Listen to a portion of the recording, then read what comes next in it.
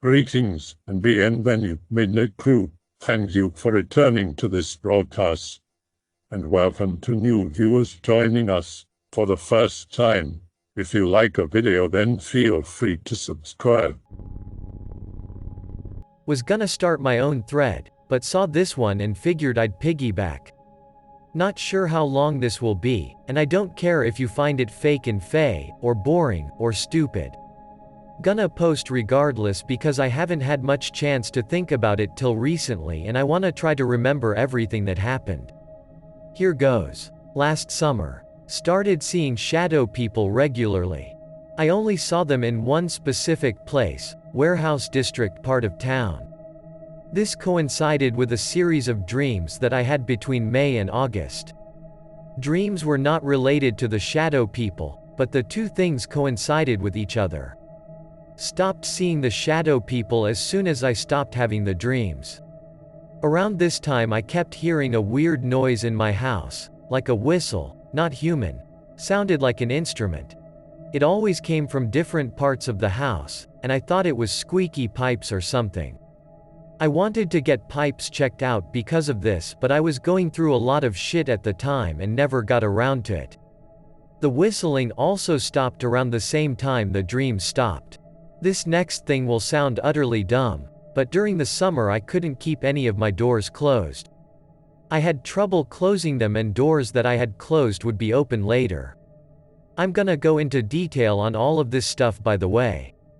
Again, this is more for my own sake. I'll start with the dreams because that was probably the worst part. In May of last year, I had a dream. There's a spider stalking people in my neighborhood, attacking and turning them into NPCs.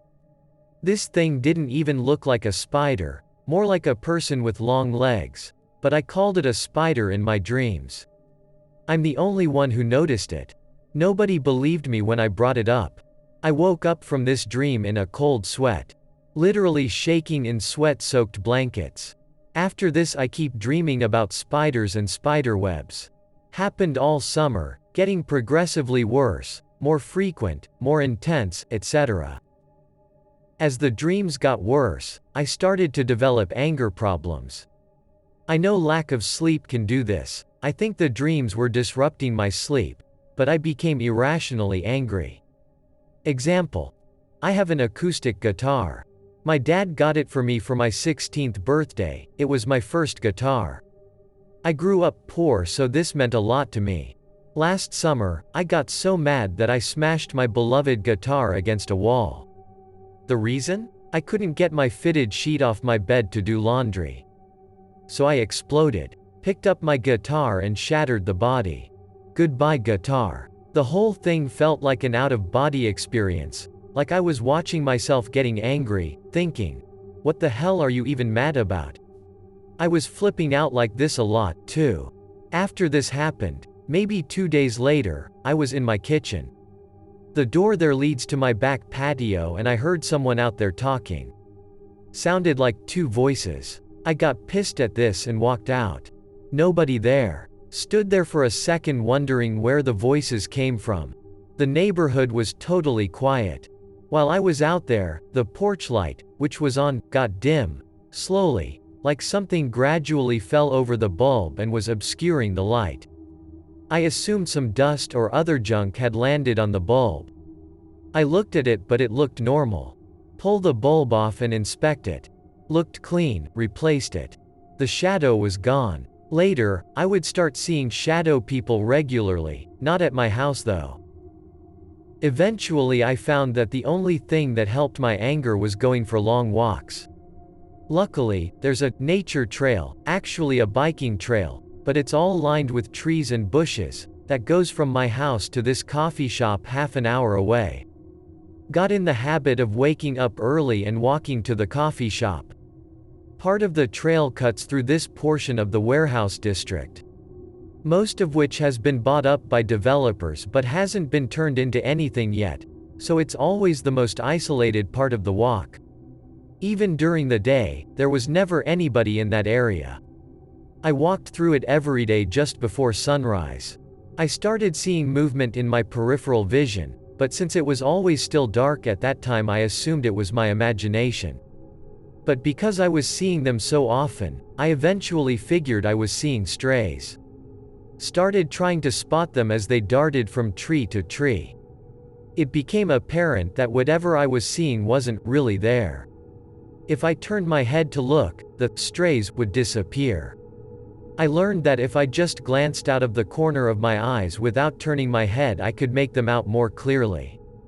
They weren't strays. They looked triangular in shape with triangular arms and legs, like starfish, except they were black.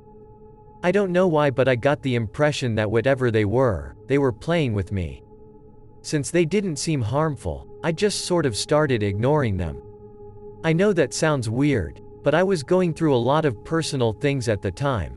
I won't go into that here. All of the stuff I'm mentioning now I honestly didn't have the time or mental capacity to deal with at the time.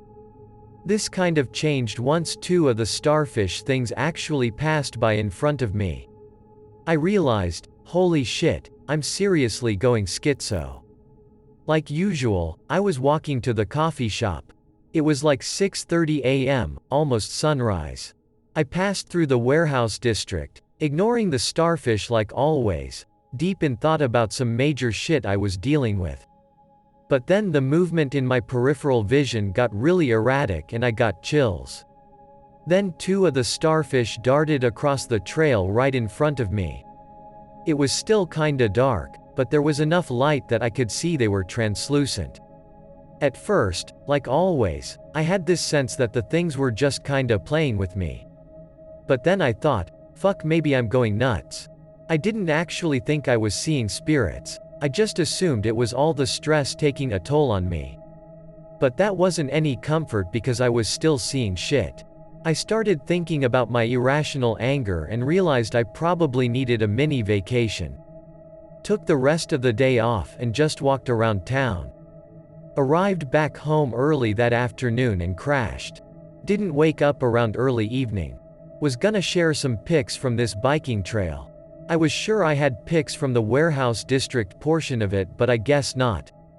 Oh well. Just before I woke up, I had another fucking spider dream. Like I said, these were becoming more frequent and more intense.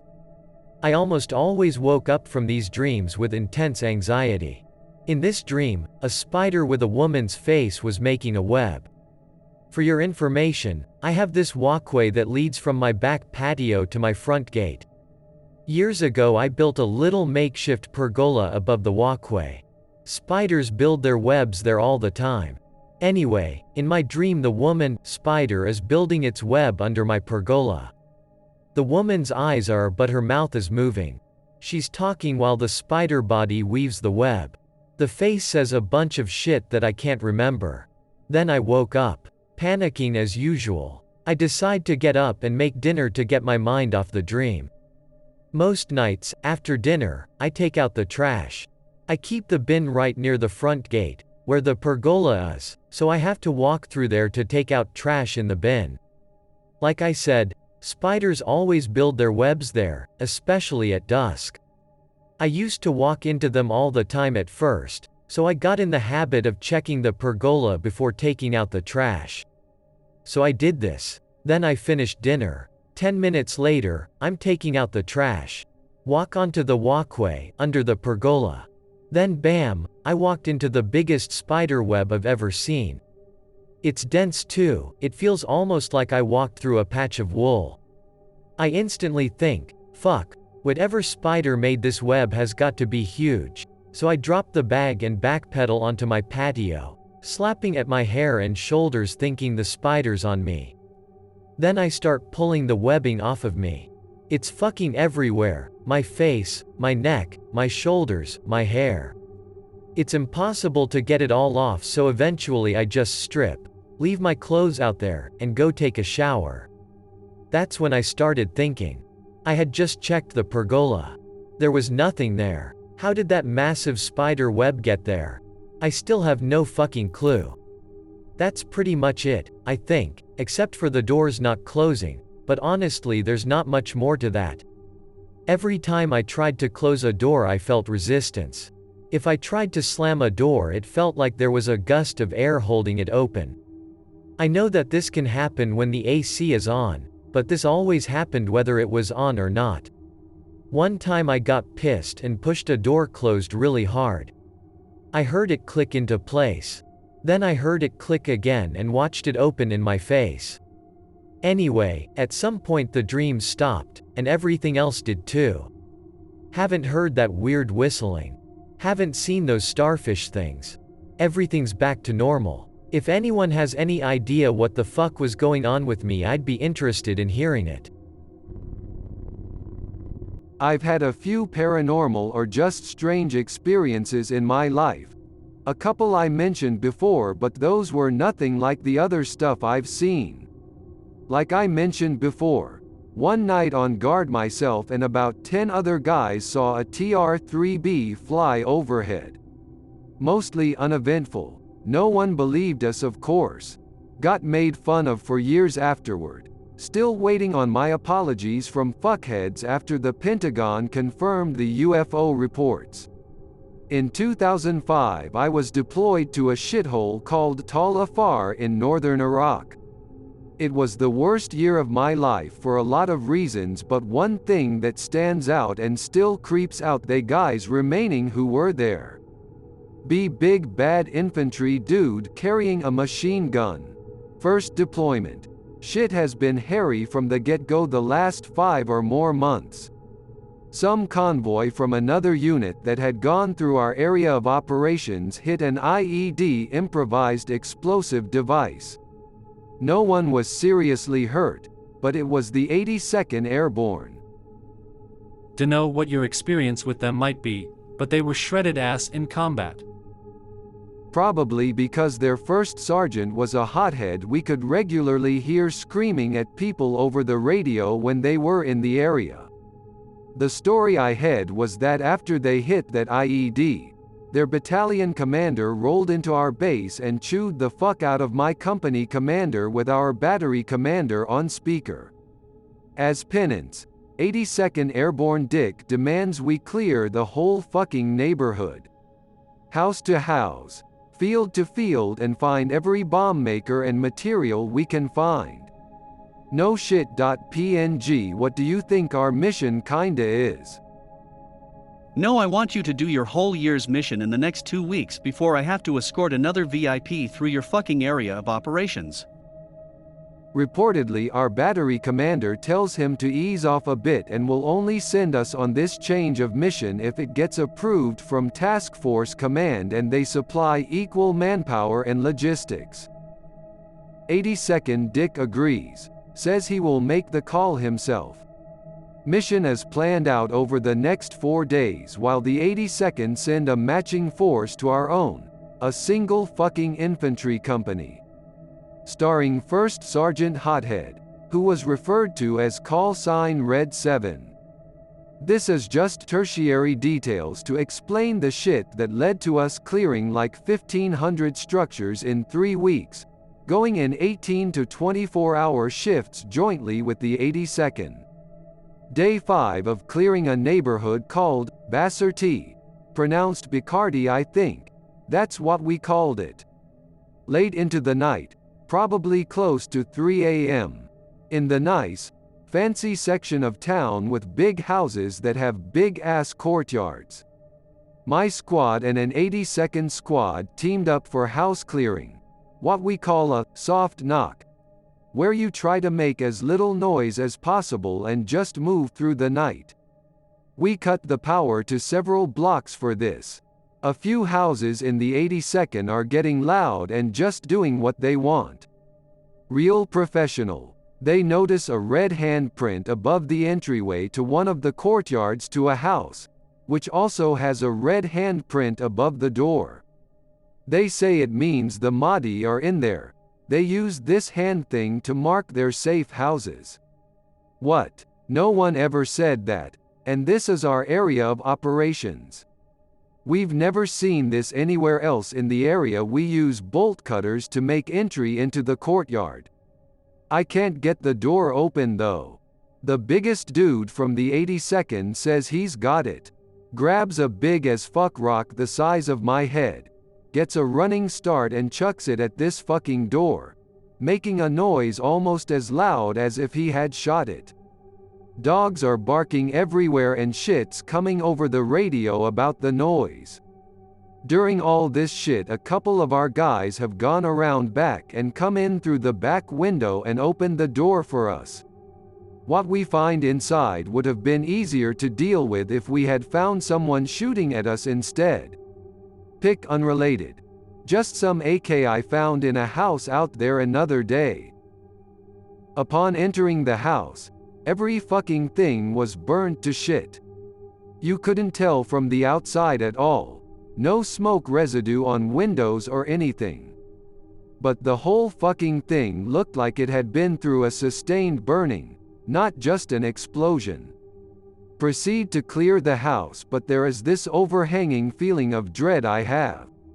Some of the other guys mention it too, and everyone is kinda joking around nervously. The whole floor was destroyed by fire. The remains of furniture, curtains, picture frames etc. Find a staircase at the end of the building. Proceed to the top. Everything up here is totally fucked too. Every room, hallways, all of it burnt to black. Except for one room at the front of the house, which has a perfectly preserved door, locked. I mean, it could have been brand new installed after the fire. It was out of place. I enter first, have to kick the door open and immediately shit is fucking off. I mean, the spooks feel 100 times here, and nothing is burnt. It's as if there was no fire outside the door. A thin layer of dust on everything. It was like some old man's bedroom or something. Little kids' bare footprints in the dust on the floor. Fucking what? The guys notice something and half of them immediately bug out and head back downstairs, leaving myself and 3 others to document the room. Some old maps of Iraq on the wall, like the 1970s era. Some magazine cutouts are nothing weird. After photographing some shit we go to leave and I'm scared out of my fucking mind by a creepy as shit painting of a crying kid near the door. It still gives me the chills to look at pic related.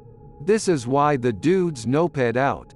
The footprints plus this had everyone's spidey sense tingling. We all try to act tough, but everyone is visibly shaken and we GTFO ASAP as possible.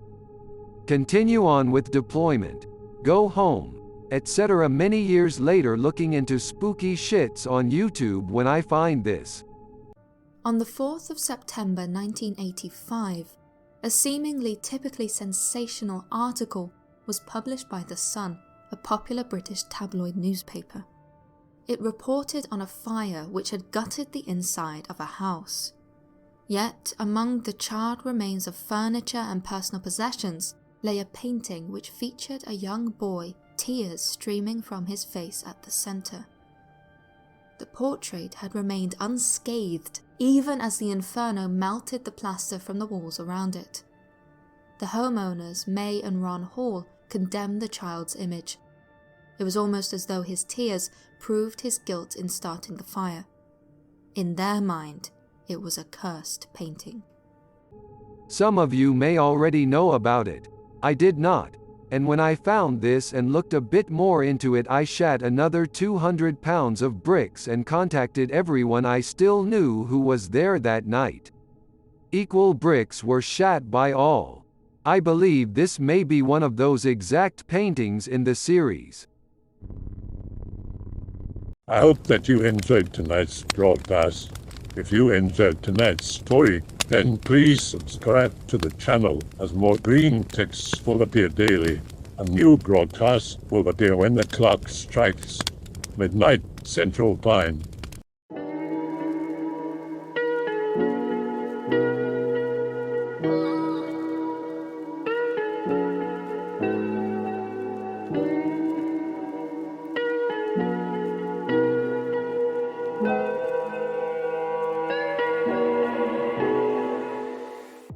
Remember that all videos have been archived on the Odyssey page.